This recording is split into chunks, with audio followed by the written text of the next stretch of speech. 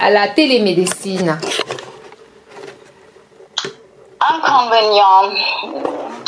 D'abord, pour les gens bien âgés, ils n'ont pas un ordinateur, ils n'ont pas la capacité de travailler avec les nouvelles technologies. Et ils ont des problèmes pour travailler avec ça, et aussi ils ont des problèmes avec les yeux pour voir dans un petit écran les médecins. Et pour les personnes âgées, il est souvent très important de parler face en face. Et ça, peut-être, sont les inconvénients, et spécialement pour les gens âgés. Pour les jeunes personnes, je pense, ça ne pose pas de problème.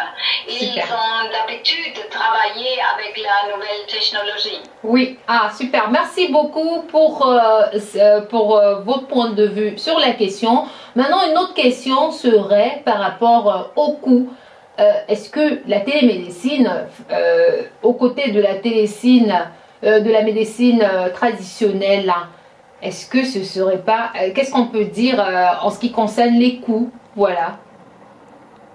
Les coûts, explique-moi les coûts coûteux. Est-ce que l'une des deux médecines serait plus coûteux que l'autre? Et pourquoi? Voilà. Le coût. Combien ça coûte en matière de financement? Je peux parler d'Allemagne. En Allemagne, on n'est pas prêt de payer assez pour les télémédecins. Les médecins sont moins payés pour une conversation ou consultation vers l'ordinateur que au cabinet. Oui. Et je pense qu'il faut l'améliorer. Cet salaire pour augmenter l'utilisation de la télémédecine. Super, super. Voilà, oui, c'est un argument c'est un argument fort justement. Nous devons aussi noter que toujours dans le même ordre d'idée, que la télémédecine ce serait coûteux en ce qui concerne tous les techniciens qui vont intervenir lors d'une consultation, bien, qui vont en fait s'occuper de l'entretien des machines. Voilà. Alors, une autre question à votre endroit, Madame Déter, voilà, comme j'aime bien vous appeler. Est-ce que... Tu aimes ça, oui. Oui, alors, qu'en est-il des données des patients?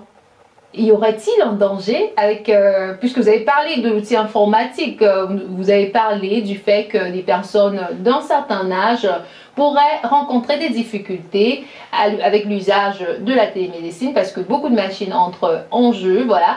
Alors, qu'en est-il des données des patients?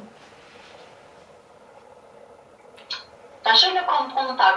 Peux-tu le répéter? Oui, qu'en est-il en fait des données personnelles des patients, parce que nous avons la santé, en fait tous les secrets seront mis sur le net, voilà. Voilà, ce que avec la médecine traditionnelle on pouvait éviter. Voilà, alors y aurait-il un risque à tout cela? Voilà. Tu penses à la sécurité des données? C'est ça, voilà. Ok, c'est clair.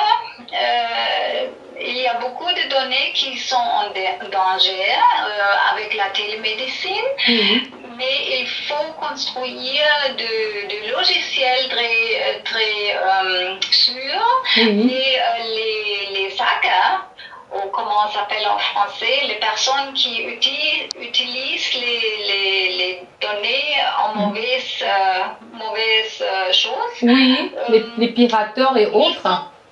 Pardon? Les pirates, vous parlez du piratage? Oui. Les pirates. Ah oui, les pirates. Le piratage, ils sont toujours un pas avant notre possibilité. Oui, oui. Le gouvernement ou les assurances sont toujours un pas en retard. Ouais. Et pour ça, pour beaucoup de gens, peut-être la télémédecine est aussi un problème avec la sécurité de données. Oui. Et il faut, pour éviter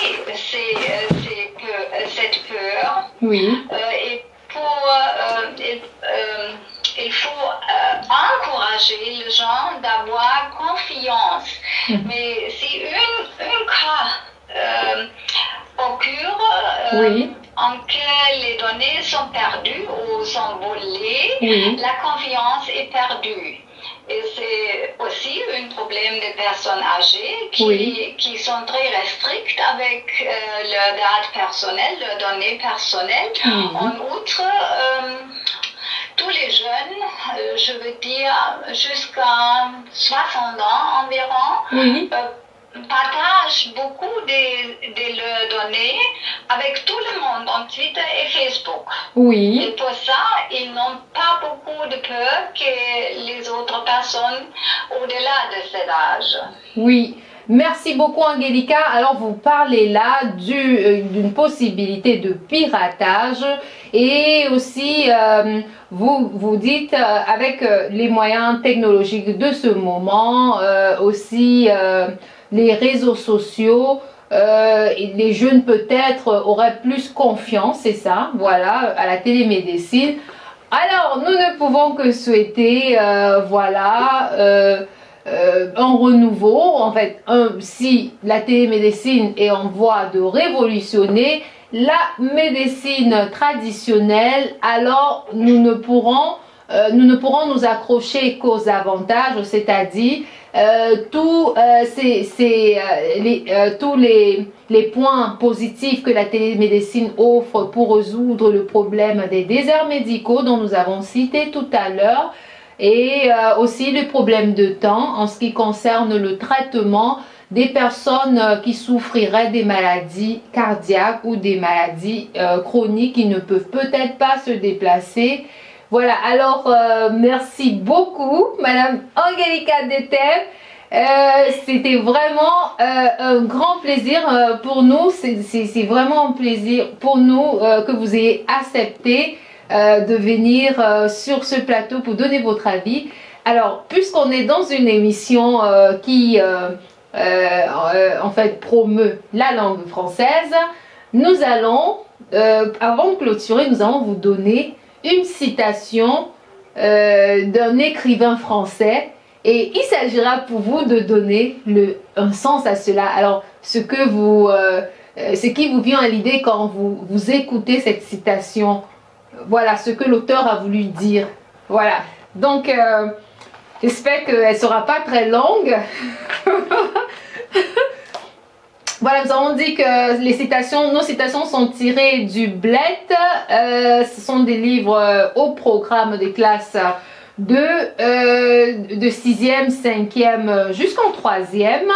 Voilà, alors, c'est une citation de Jean-Jacques Rousseau. Oui, et le titre de l'ouvrage, c'est Émile ou de l'éducation. Alors, voilà la citation. La plus grande, la plus importante, la plus utile règle de toute l'éducation, ce n'est pas de gagner du temps, c'est d'en perdre. Alors, je vais reprendre cette citation de Jean-Jacques Rousseau, un écrivain très connu, voilà. La plus grande, la plus importante, la plus utile règle de toute l'éducation, ce n'est pas de gagner du temps, c'est d'en perdre. Alors, le dernier mot, je n'ai pas compris. C'est d'en perdre. Perdre, voilà. Alors, je redis la citation. Ah, perdre. Ok, maintenant j'ai compris. Oui. Alors, la plus grande, la plus importante, la plus utile règle de toute éducation, ce n'est pas de gagner du temps, c'est d'en perdre. Alors, Oui. quel sentiment avec vous face à ces citations? Quelle idée cela, voilà, cela fait naître en vous? Comment est-ce que vous comprenez cette citation? Je comprends cette situation que la tombe, qu'elle doit utiliser la tombe avec très beaucoup de conscience Oui. pour ne pas perdre du temps pendant la vie. Oh, super, super, Madame Angelica Detef, merci beaucoup. Justement, nous rejoignons votre idée et c'est justement ça, c'est justement cela, une règle de la vie que Jean-Jacques Rousseau a bien cité là, celle de ne pas voir le temps qui s'écoule aussi, mais de voir beaucoup plus de l'avantage à chaque chose que nous apprenons. Alors, merci beaucoup, Madame Angelica. Avec plaisir. Oui, nous vous disons, sentez-vous à l'aise à chaque fois que vous devez participer à cette émission. Nous remercions comme ça l'Institut français qui soutient des élèves et des personnes aussi qui font des efforts pour apprendre la langue française. Nous pensons comme ça à Madame Dominique Piètre.